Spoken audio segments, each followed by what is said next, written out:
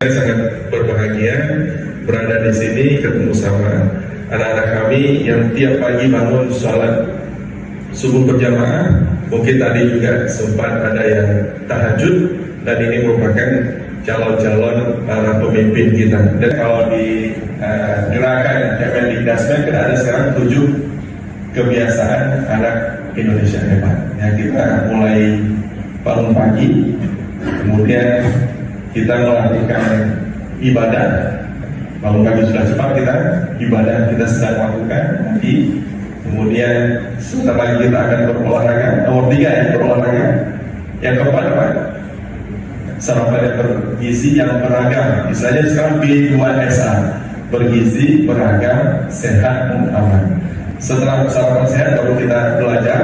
Setelah belajar baru kita berorganisasi, bermasyarakat dengan organisasi ekstrakurikuler untuk bagian dari masyarakat. Dan terakhir, tidur cepat.